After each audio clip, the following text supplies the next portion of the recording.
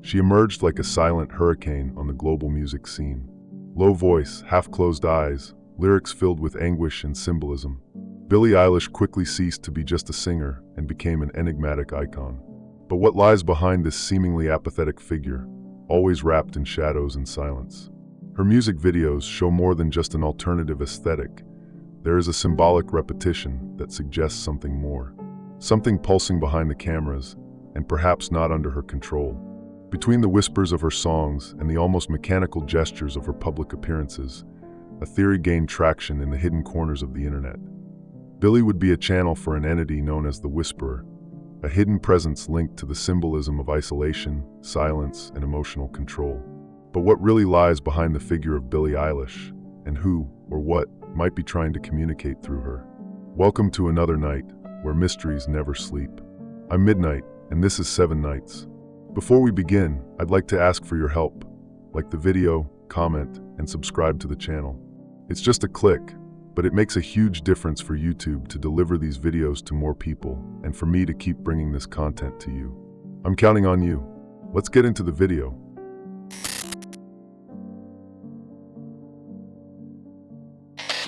When you hear Billie Eilish for the first time, the feeling is strange. It doesn't feel like someone is singing to you. It feels more like someone is whispering inside your head. And that's not a figure of speech. Billie built her entire musical identity on a voice that doesn't shout, doesn't impose, it arrives quietly. But why does that draw so much attention? And more importantly, why does it make people so uncomfortable? Throughout her career, Billie has kept the same pattern: low vocals, dark environments, songs that sound like the soundtrack of bad dreams. But these aren't just artistic choices. There are signs that this follows a much deeper, and possibly much older, logic. In some esoteric traditions, there is an entity known as the Whisperer. It doesn't appear, doesn't show itself. It communicates through sensations, codes, and of course, whispers. And when we look more closely at Billie's work, everything starts to make sense. Think with me. Why would someone so young choose to create music where the voice is barely audible, where the lyrics are fragmented, and the melody sounds more like a muffled lament? Even the way she records her tracks is unusual. She prefers quiet environments, without light, just her and her brother, Phineas. Some producers say she likes to record in the dark. Does that sound casual to you? Or is it the ideal setting to connect with something that doesn't like the light? And when we listen to these songs with headphones, we notice an almost imperceptible technical detail: several layers of overlapping vocals. Whispers coming from different directions, creating the sensation that there's more than one presence there. Is this just creative production? Or is it the signature of something trying to manifest itself in disguise? Now get this, Billie suffers from sleep paralysis. She herself has mentioned it in interviews. If you don't know, it's that sensation of being awake but trapped in your own body, unable to move. This phenomenon is ancient and, in many cultures, associated with visits from spiritual entities. Interestingly, many of her songs talk about being trapped, unable to breathe, falling. It doesn't seem like a coincidence. It feels like a report. And these reports repeat, but not like common stories. Billie's lyrics are broken pieces, images that appear and disappear like flashes. Ilo Milo, for example, talks about loss and disconnection in an almost childish way, but with an intense underlying tension. It's as if she's trying to translate a message she doesn't fully understand. Have you ever seen someone trying to describe a confusing dream, but feels there's meaning inside it? And here's another point that few notice. Billie rarely shows emotion on stage. Even when singing extremely heavy songs, she remains neutral. Blank stare, restrained body. It's not disinterest. It's control. As if the body is there, but the mind's somewhere else. Have you ever seen someone in a trance? It's very similar. This behavior resembles spiritual channeling practices, where the medium enters a state of neutrality to allow something to pass through them. Billie has never stated this, of course, but the elements are all there. The stage becomes a silent ritual, where emotion comes from the music, not from her. She just delivers. And then comes the most serious question of all. If these songs aren't meant to express what she feels, but rather what she receives, who is sending the message? Who needs this message to come through in the most subtle way possible, to go unnoticed? And what if this whisper is already shaping thoughts, behaviors, and feelings without anyone realizing it?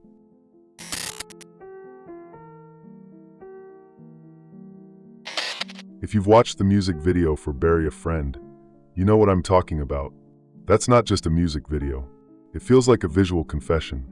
It all begins with Billie lying down, being pulled under the bed, a classic space associated with childhood fears, the unconscious, and the occult. But this symbol goes far beyond a simple scare.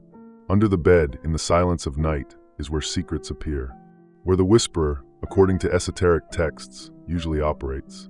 From there, the images become increasingly symbolic. Anonymous hands emerge out of nowhere, injecting syringes into the singer's arms. Billie doesn't react. She just accepts. This detail is important, her passivity in the video. At no point does she try to escape, fight, or question. It's as if that ritual was already expected, as if it were part of something that happens repeatedly, a cycle of silent surrender. These injections, in a symbolic context, refer to the alteration of the state of consciousness. It's the moment when the mind detaches from the body. Some cultures call this opening the channel. Science calls it dissociation. Occultism calls it possession. Whatever the name, the representation is clear. Billie's body is being prepared for something to enter. And it doesn't stop there. In another scene, she's dragged through dark hallways, taken by invisible forces. The video's lighting is minimal, and everything is wrapped in a nightmare-like atmosphere. The curious detail is that the camera never focuses on the attackers. This reinforces the sensation that what's happening is not on the physical plane.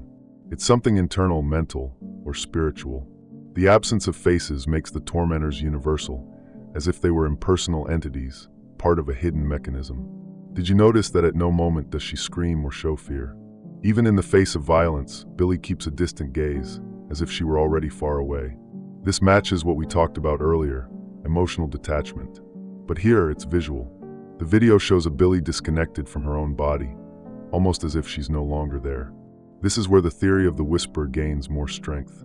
This behavior is present in symbolic channeling rituals, where consciousness is displaced to make room for another presence. And it's not just bury a friend. In When the Party's Over, we see the image of Billie sitting still while black tears stream from her eyes. That dark, dense substance looks like ink, but the symbolism is different: contamination.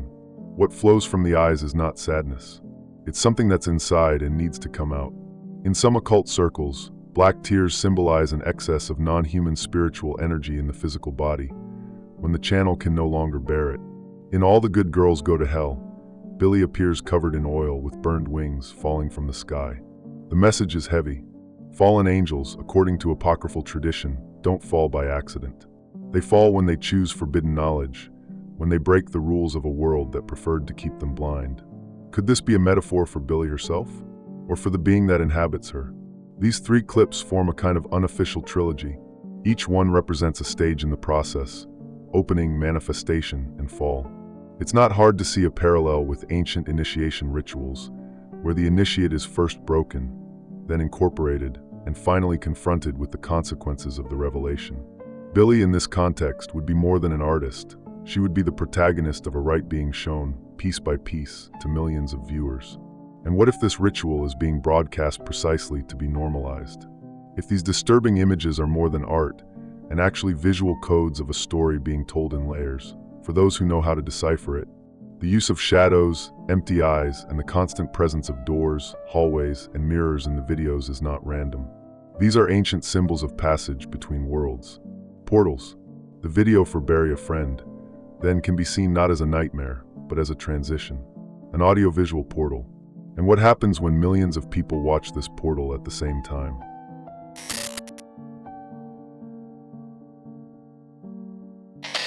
Imagine waking up in the middle of the night, but being unable to move. The room is dark, your body is paralyzed, and you feel that something is there with you. Now imagine going through this repeatedly. Billie Eilish has reported this experience, and not just once. From a young age, she has suffered from sleep paralysis, a phenomenon that still puzzles doctors, neuroscientists, and of course, occult researchers. Science explains sleep paralysis as a delay between the brain and the body upon waking. But what isn't so easily explained are the accounts of those who experience it. Sensations of presence, visions, whispers, and even touches. In Billie's case, these experiences eventually became raw material for her music. But are they merely experiences, or fragments of something she lives through on another plane? When we go back to her lyrics, a pattern becomes clear. The body is present, but control slips away. In songs like Bury a Friend or Everything I Wanted, she describes situations where she's being taken, watched, or passed through by something invisible. These aren't random metaphors. Those who've experienced sleep paralysis recognize these sensations. And those who study the occult side of it see a pattern of manifestation. Various spiritual traditions, especially older ones, regard sleep as a state of vulnerability. It's when the soul distances itself from the body. And according to certain rituals, it's also when entities can connect more easily. The whisperer, in this context, fits perfectly. He doesn't need physical portals, only a receptive mind and a silent body. Billie has stated that many of her songs come from dreams. But they're not ordinary dreams. She describes vivid visions, nightmares where she is paralyzed, falling, or being watched. A repeating pattern. But what's most striking is that these images later appear in her videos and album covers, as if she were documenting what she saw, or what was shown to her. Have you ever wondered why so many of her lyrics don't seem to follow a clear logic? The lyrics jump from one thought to another, like fragments of a broken dream. This could just be a style, or it could reflect how the messages are arriving. That's how many mediums describe the messages they receive in altered states of consciousness, confusing, symbolic, requiring interpretation. Another point worth noting is isolation. Billie lives a reclusive life. Even at the peak of fame, she maintains a closed routine, few close friends, and rare spontaneous appearances. Some might see this as shyness. But when you combine that with sleep disorders, whispers in her music, and symbols in her videos, it starts to look like preparation, or a symptom of someone carrying something most people don't understand. And it's important to remember, many reports from people who claim to channel entities also talk about sleep as a field of communication. They receive messages, names, melodies, and symbols in vivid dreams. And later, all of it becomes art, text, music, exactly as Billie does. There's also a rarely discussed detail, the frequent use of the word friend in her lyrics. Bury a friend, my strange addiction, you should see me in a crown. But who is this friend? In many cultures, the term invisible friend is used to describe a personal entity, often present since childhood, a guide, or a disguised invader. So the question is no longer whether Billie had strange experiences during sleep. The question is, with whom, or with what, is she connecting every night? And could it be that, by listening to her music, you're also opening that door?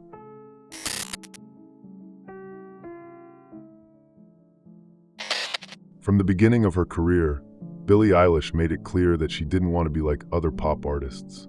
And this was evident even before anyone heard her music. All it took was one look at her. Baggy clothes, layers upon layers, almost like armor. Vibrant hair colors, expressionless eyes, and a body posture that didn't seek attention. But is this just a style, or a hidden language? In the world of art, appearance has always been a tool for communication. But in occult symbolism, clothing isn't just for covering, it protects, conceals, or signals belonging. Billie refuses to show her body, even at the height of public visibility. That's rare in pop culture, where image is everything. But in the context of spiritual channeling, this behavior raises a hypothesis. What if the body is merely a vessel? What if exposure is dangerous? The oversized clothes, often with chaotic or seemingly meaningless prints, are visually disconnected. But over the years, the pattern has remained. Never tight, never revealing. It's as if she wants to erase the physical form. And this detail hasn't gone unnoticed by researchers of symbolic behavior. The more neutral the body, the more space there is for something else to inhabit it. It's as if Billie is constantly preparing the stage for a presence that isn't hers.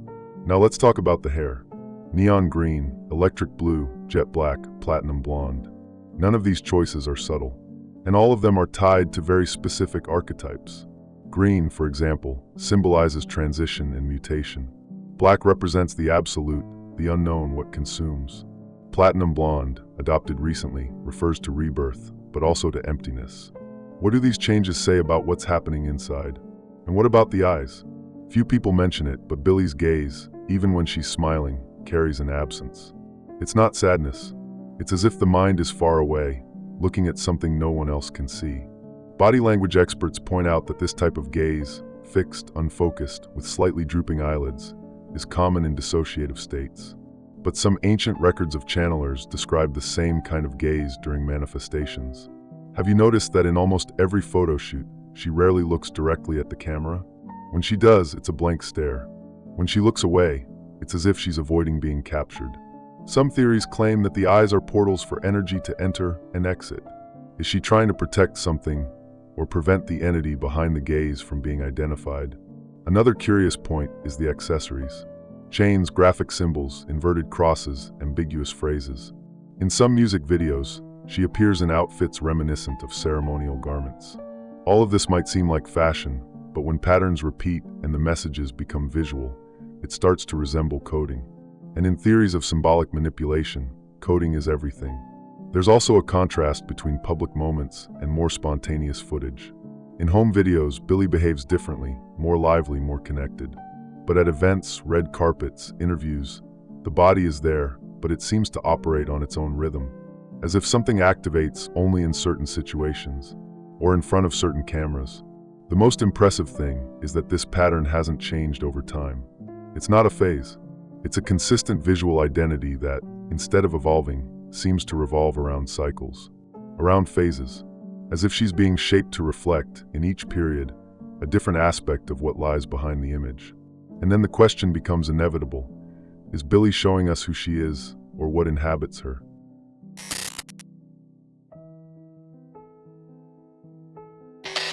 You may have never noticed closely, but when Billie Eilish appears in interviews, something feels off. The body is there, the words come out, but something essential seems to be missing. It's as if the presence is incomplete. The answers come, but the gaze doesn't follow. The audience senses it, the interviewers sense it, and some start to wonder, is she really there? This behavior isn't occasional. It's constant.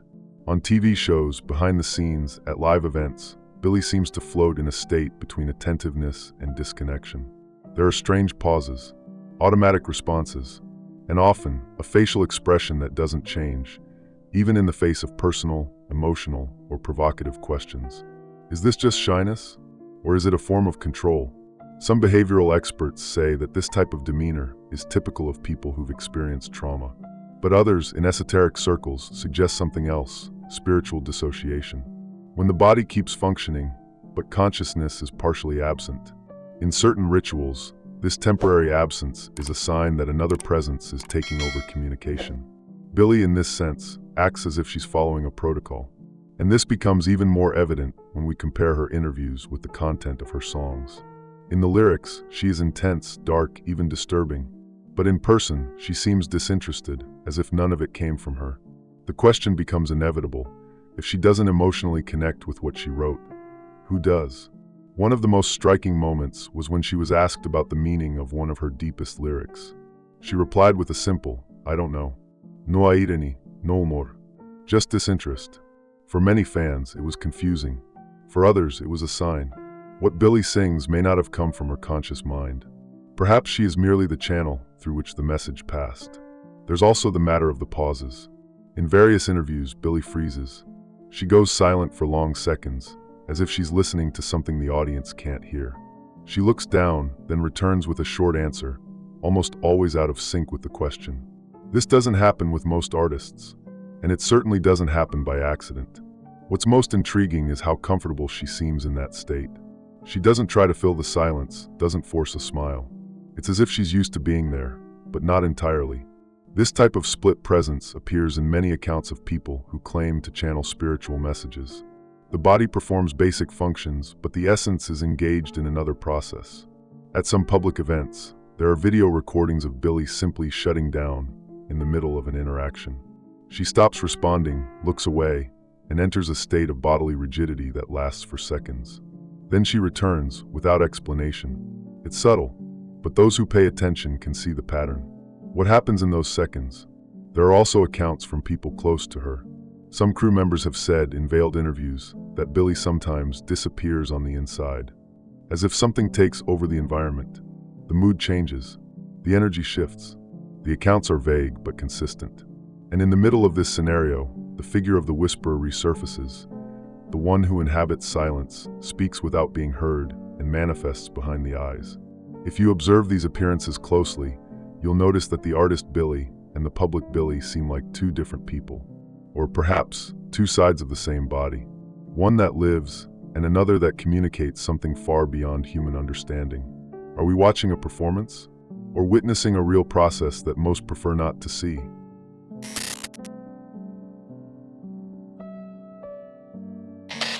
There's something curious, and at the same time unsettling, about the way young people react to Billie Eilish's music. It's not just admiration. It's not just consumption. It's deep identification. Many report unexpected crying, emotional breakdowns, a sense of emptiness. Others say they feel relief, as if they're hearing someone express exactly what they were never able to put into words. But where does this intense connection come from? If you pay attention, you'll notice that Billie's music doesn't try to please. It's not upbeat, doesn't offer escape, doesn't deliver happy endings. It dives into discomfort, into pain, into the fear of death, loss, loneliness. And in doing so, it seems to activate something inside millions of teenagers around the world, an emotional code that few artists are able to reach. But why? In previous generations, music was a form of escape, dancing, forgetting, dreaming. But today, many young people live immersed in anxiety, isolation, insomnia. Digital life brought constant connection, but also a profound silence. And in that vacuum, Billie's music enters as if responding to a call, not to soothe, but to confirm. Yes, you're seeing all of this, and you're not alone. But here's the most unsettling point. What if this identification isn't just emotional? What if it's spiritual? Some researchers of so-called vibrational frequencies believe that certain sounds and tones have the power to resonate with specific mental states. Billie uses deep bass, repetitive beats, layered voices. These are elements that, according to this field of study, can induce deep introspective, almost hypnotic states. These songs, then, would function as emotional portals. When listened to in moments of vulnerability, they would open space for latent feelings to surface. And according to some occult theories, this kind of opening isn't limited to the psychological. It can be spiritual, as if, by connecting with Billie's pain, the listener is also connecting with the origin of that pain, whatever it may be. And what's most interesting, this connection has no cultural barriers. Young people from all over the world, from different languages and realities, report the same effects. Similar sensations, as if they're being touched by something universal, or something invisible that is manifesting in the same way, in different places. Is this just artistic sensitivity, or a very well-orchestrated synchronicity? The number of reports in online forums is staggering. People saying they dreamed about Billie, that they heard whispers in her songs, that they felt chills or pressure in the chest while listening to certain parts. This goes beyond the ordinary. These are sensory experiences that suggest more than just emotion. And when this happens on a global scale, it's time to start asking questions. Some psychologists argue that artists like her function as mirrors for generations in crisis. But mirrors reflect. They don't influence. In Billie's case, there seems to be a transfer, as if she absorbs dark emotions and returns them amplified, shaped, almost ritualized in the form of art. And this art has real impact. But is she doing it alone? Or is there something deep down that knows exactly how to use this collective pain to open doors? And what if the generation that consumes her music the most is, in fact, being prepared for something it doesn't yet understand? Billie Eilish may simply be a unique artist, bold and sensitive to everything happening around her.